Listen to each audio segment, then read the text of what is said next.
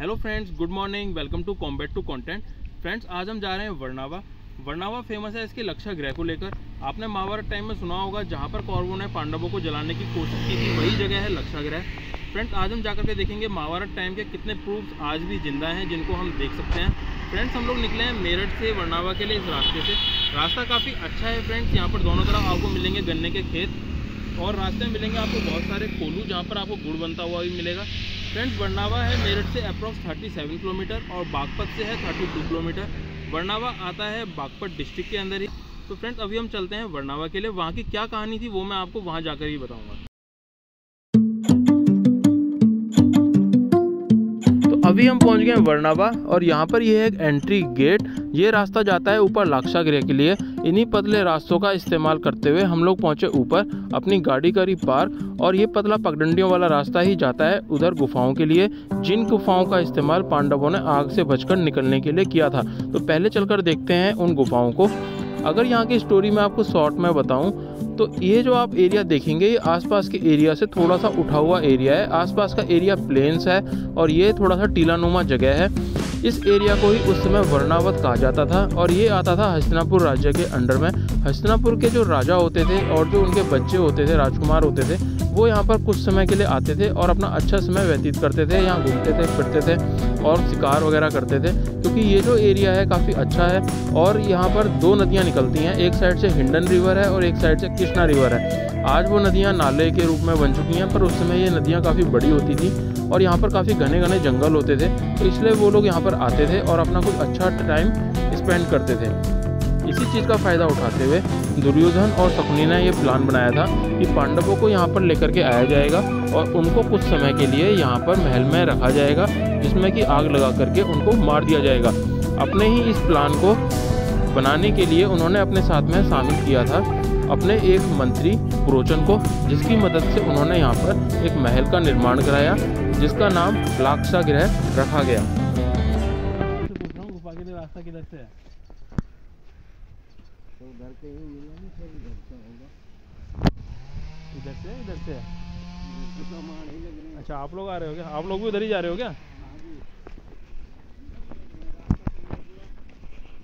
इसी रास्ते में आगे बढ़ते हुए फ्रेंड्स, ये हमारे को मिला है। देखिए, यहाँ का बोर्ड है जिसके ऊपर यहाँ की थोड़ी हिस्ट्री लिखी हुई है। लक्षा गृह गुफा वर्नावा बागपत।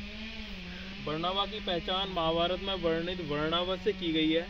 यह हिंडन एवं कृष्णा नदी के संगम पर स्थित है। गांव के दक्षिण में लगभग 100 फीट ऊंचा और 30 एकड़ भूमि पर फैला हुआ एक टीला है, जिससे लक्षा गृह का अवशेष समझा जाता है। इस टीले के नीचे 2 सुरंगें स्थित हैं। तो फ्रेंड्स, इस तरह से इसके ऊपर एक छोटी सी ब्रीफ लक्षा गृह से रिलेटेड दी गई है। तो इससे हम समझ सकते हैं इस प्लेस की कितनी वैल्यू रही होगी महाभारत टाइम में। अभी इसी रास्ते में आगे बढ़ती हुई रास्ता है, ये नीचे जा रहा है। अभी हम लोग आए थे गाड़ी से, थोड़ा सा ऊपर चढ़े।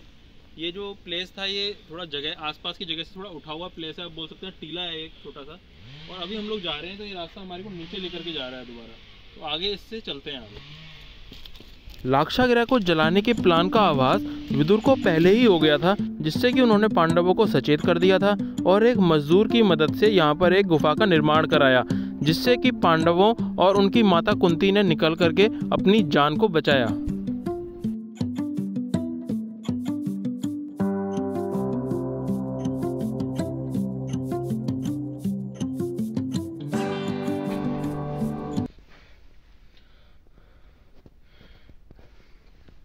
तो फ्रेंड्स, ये है वो गुफा जहाँ से कहा जाता है पांडव निकले थे और लक्षा गृह से बचकर, आग से बचकर, इन्हीं गुफाओं से होते हुए वह बाहर निकल गए थे और चले गए थे। अभी देखिए, ये गुफा यहाँ से, ये तो हम एग्जिट पॉइंट से घुस रहे हैं और ये गुफा काफ़ी अंदर तक जाती है। और इसके अंदर यहाँ पर कोई भी लाइटिंग वगैरह की फैसिलिटी नहीं है फ्रेंड्स, और काफ़ी बेकार हालत हो रही है इस गुफा की। और यहाँ पर मतलब बैठना भी मुश्किल हो रहा है। और कहा जाता है पांडव इस गुफा से आराम से खड़े होकर के निकल करके गए थे। तो पांडवों की तो उस समय हाइट भी काफ़ी अच्छी रही होगी और उसके बाद में वो यहाँ से खड़े होकर के अगर निकले थे, तो अब समय के साथ साथ ये इसका लेवल काफ़ी कम हो गया है और आज तो यहाँ पर बैठ करके भी जाना मुश्किल हो रहा है। तो अंदर काफ़ी सफोकेशन हो रहा है फ्रेंड्स। तो अभी मैं यहाँ से निकलता हूँ बाहर धीरे धीरे। आप ये देख सकते हैं, ये जो इसकी मिट्टी है, ये भी इसकी जो दीवारें हैं बिल्कुल कच्ची हैं, कोई ऐसी पक्की नहीं है, बिल्कुल जो मिट्टी है यहाँ की उसी की बनी हुई है, कोई पक्का नहीं है गुफा। नीचे से भी बिल्कुल कच्ची है ये। यहाँ पर कुछ कभी कभार कोई टूरिस्ट आता होगा तो वही इसके अंदर घुसता है, बाकी गुफाएं अंदर हैं। और इसमें अंदर कुछ पता नहीं है, देखिए इस प्रकार के यहाँ पे बिल्स वगैरह भी बने हुए हैं, तो कुछ पता नहीं है कि अंदर इसमें कुछ कीड़े मकोड़े सांप वगैरह भी हो सकते हैं। तो अभी मैं यहाँ से बाहर ही निकलता हूँ। बाकी गुफा काफ़ी अंदर तक है, और ये कितना अंदर तक है तो ये तो इसके अंदर जाकर ही पता चलेगा। काफ़ी लंबी गुफा ये लगती है फ्रेंड्स।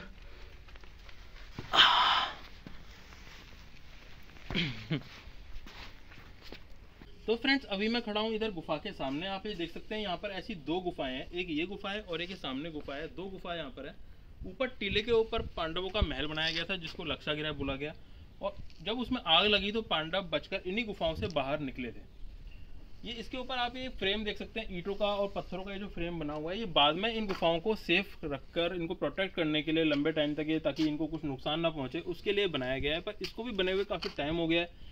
इसका आप देख सकते हैं ये जो इसका प्लास्टर है ये उखड़ गया है, ईंटों की हालत भी काफ़ी ख़राब हो गई है, और इसको बनाए हुए भी मेरे को लगता है काफ़ी टाइम हो गया है फ्रेंड्स। ये है दूसरी गुफा। ये आप देखो इधर सामने ये लोगों ने इसके ऊपर काफ़ी अपना नाम वगैरह लिख दिया है।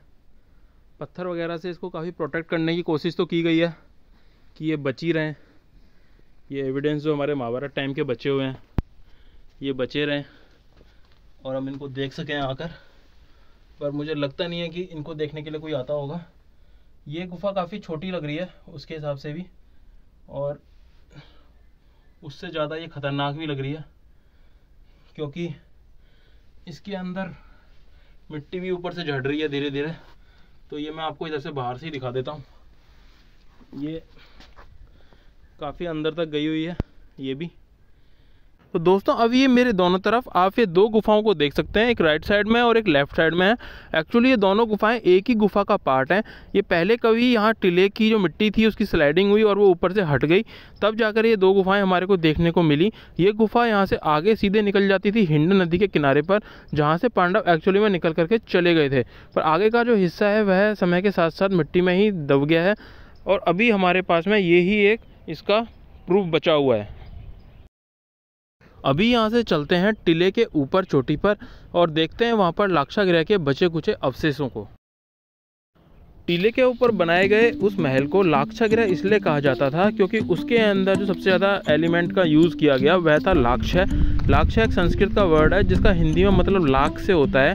लाख एक प्रकार का वैक्स एलिमेंट होता है जो कि कीड़े मकोड़ों की लार से बनता है। लाख के साथ साथ उसके अंदर जलने वाली सारी वस्तुओं का इस्तेमाल किया गया, जैसे लकड़ियाँ, पत्तियाँ, जिससे कि वो महल इजीली जल सके, इसलिए उस महल को लाक्षागृह कहा जाता है।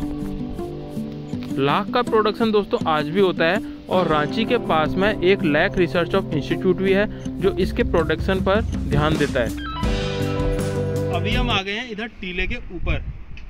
इसी टीले के ऊपर आप ये देख सकते हैं अभी सामने जहाँ पर लाक्षागृह था वहाँ पर ये अभी भी ये एक छोटा सा इसका अवशेष बचा हुआ है, और अभी इसके कुछ रिमेनिंग कुछ उसके छोटे मोटे अवशेष हैं लाक्षागृह के, वो अभी हैं। ये बाउंड्री वगैरह तो मुझे लगता है कि बाद में इसको प्रोटेक्ट करने के लिए बनाई गई होगी। और ये आप इधर सामने देख सकते हैं ये है सामने वर्णावा गांव, और इसके आसपास ही इस टीले के चारों तरफ इस तरह का ये जंगल है। यहाँ से आकर आपको पता चलेगा कि अभी हम लोग थोड़ा सा हाइट के ऊपर उठे हुए हैं। ये इसको पहाड़ तो नहीं बोलेंगे, ये एक टीला ही है जिसके ऊपर अभी हम हैं, और इसी टीले के ऊपर वो लाक्षागृह बनाया गया था पांडवों को मारने के लिए, और जिससे बचने के लिए ही वह गुफा बनाई गई। इधर उनका वो महल होता था और इसी में से वो गुफा पास हुई और वो आगे उधर नीचे की तरफ निकल गई, जो कि आपको हमने दिखाई थी। जंगल है, उस समय ये और भी घना होता होगा, और एक तरीके का ये उस समय का टूरिस्ट स्पॉट होता था हस्तिनापुर के राजा और उनके राजकुमारों के लिए। हस्तिनापुर एक बहुत बड़ा राज्य था, और ये जो वर्णावा है उसको उस समय वर्णावत कहा जाता था, जैसे मैंने आपको बताया पहले भी। ये वर्णावत उनके लिए काफ़ी अच्छा एक प्लेस होता था अपना टाइम स्पेंड करने के लिए, उसी के लिए वह यहाँ पर आते थे, और उसी एक प्लान के तहत उनको यहाँ पर लाया गया। और यहाँ पर उनका बिल्कुल इसके टॉप के ऊपर, ये देखिए आज भी ये जो टीला है, अब इस टीले को हमने जो घूमा है उसका जो बिल्कुल टॉप आप बोल सकते हैं वो यही वाला पार्ट है। तो आज भी जैसे हिल स्टेशंस के ऊपर बड़े बड़े जो होटल्स वगैरह सबसे ऊपर बना दिए जाते हैं सबसे टॉप के ऊपर, उसी प्रकार से इस टीले के ऊपर यहाँ पर लाक्षागृह का निर्माण किया गया। अभी ये जो सामने आप ये बिल्डिंग देख सकते हैं, इसको नज़दीक से देखते हैं हम, तो ये तो मुझे ऐसा लगता है कि ये बाद में ही बनाई गई होगी, ये महाभारत टाइम की नहीं होगी। पर इस जो प्लेस को, ये देखिए ऊपर से आप देख सकते हैं, ये जो इस तरह से गुंबद नुमा ये बनाया गया है, ये बाद में ही बनाया गया होगा। और ये इसके साइड में आप देख सकते हैं, ये मुझे लगता है कि ये देखिए पतली पतली ईंटों वाली ये जो दीवार है, ये काफ़ी पुरानी लगती है। ये देखिए ये चारों तरफ ये छोटे छोटे ये बने हुए हैं, ये बिल्कुल पतली पतली ईंटें हैं इसके अंदर। ये मुझे बहुत पुराना लगता है बना हुआ इसका जो हिस्सा है, और इसके बीच में ही इसको बना दिया गया है। इसको भी बने हुए काफ़ी टाइम हो गया होगा, लोगों ने इसको भी लिख कर काफ़ी ख़राब कर दिया है। और आसपास ही आप देख सकते हैं, ये देखिए बड़े बड़े पत्थरों के टुकड़े बने हुए हैं, ये ऐसे ही यहाँ पर पड़े हुए हैं। और ये बीच में यहाँ पर भी कुछ एक प्लेस है, और ये देखिए यहाँ पर ये है, ये जो पार्ट है ये भी इसी लाक्षागृह का कुछ पार्ट रहा होगा। और ये देखने से ही काफ़ी पुराना लगता है, ये देखिए काफ़ी पुराना है, इसको देखने से ही लगता है। ये इसमें से देखिए पतली पतली ईंटें ये निकल रही हैं, ये देखिए अंदर ये जो ईंटें हैं इनको आप देख सकते हैं, और इससे पता चलता है कि ये कितना पुराना होगा। ये बहुत ही पुराना है दोस्तों, बहुत ज़्यादा पुराना है। और ये देखिए, ये देखो,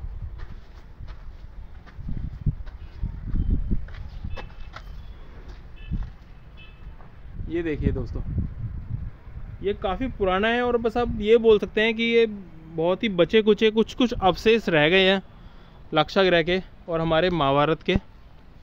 अभी दोस्तों कम से कम ये 5 से 5,500 साल पहले ये सारी घटनाएं हुई जो हमारी महाभारत जो घटित हुई। कि अभी इस महल के पास ही हम लोग यहाँ पर आ गए हैं, आप बोल सकते हैं। ये एक लास्ट एक व्यू पॉइंट है, यहाँ से देखिए क्लियर दिखाई दे रहा है। ये दूर दूर होती हुई खेती, काफ़ी अच्छी यहाँ पर खेती होती है आसपास के एरिया में, ये आप देख सकते हैं। ये सामने वर्नावा है जो कि बागपत डिस्ट्रिक्ट का एक पार्ट है। ये पहले मेरठ का ही पार्ट होता था, अभी इसको कुछ समय बाद जब बागपत न्यू डिस्ट्रिक्ट बना तो इसको बागपत डिस्ट्रिक्ट के अंदर कर दिया गया। और इस पूरे एरिया को अगर आप 360 डिग्री देखें, अगर आप इस पूरे एरिया को अगर आप 360 डिग्री देखते हैं यहाँ से, तो आपको चारों तरफ इसी प्रकार का मैदानी भाग दिखाई देगा जहाँ पर अच्छी खेती होती है। और उसके बीच में ही ये एक टीला नुमा ये जगह है जिसके ऊपर लाक्षागृह को बनाया गया। तो दोस्तों हमने लाक्षागृह को पूरा घूम लिया है, काफ़ी अच्छा लगा यहाँ आने के बाद में। अगर आप लोग भी दिल्ली, मेरठ, बागपत के आसपास के रहने वाले हैं तो आप लोगों को भी यहाँ पर ज़रूर से ज़रूर आना चाहिए। काफ़ी अच्छा लगता है यहाँ पर आने के बाद में। बचे हुए जो हमारे एविडेंसेस हैं उनको देखने के बाद में काफ़ी अच्छा यहाँ पर आकर फील होता है। महाभारत के टाइम की जो यादें होती हैं वो ताज़ा हो जाती हैं। तो आप लोगों को भी यहाँ पर ज़रूर आना चाहिए, और गवर्नमेंट को भी इस एरिया के लिए काफ़ी यहाँ पर सपोर्ट करना चाहिए। इस एरिया को टूरिस्ट स्पॉट के तौर पर डेवलप करना चाहिए, जिससे कि यहाँ पर लोग बाग अपनी फैमिलीज़ के साथ में आ सकें और जो भी हमारे अवशेष बचे हुए हैं उनको आकर के देख सकें और महाभारत के टाइम को फील कर सकें यहाँ पर आने के बाद में। अभी हमारे को यहाँ पर आए हुए तकरीबन 2 घंटे हो चुके हैं, और हमारे को यहाँ पर कुछ ही 2-3 हमारे को टूरिस्ट मिले, जो बच्चे वगैरह कुछ आए हुए थे। बाकी यहाँ पर कोई ज़्यादा लोग आए हुए नहीं हैं, जबकि ये जो प्लेस है काफ़ी इम्पोर्टेंट प्लेस है फ्रेंड। तो अगर आपको ये वीडियो आज की हमारी अच्छी लगी हो तो इसको लाइक करें, कॉम्बैट टू कंटेंट चैनल को सब्सक्राइब करें, अपने फ्रेंड्स के साथ में शेयर करें, और मिलते हैं ऐसी नेक्स्ट इंटरेस्टिंग वीडियो के अंदर। तब तक के लिए जय हिंद, वंदे मातरम।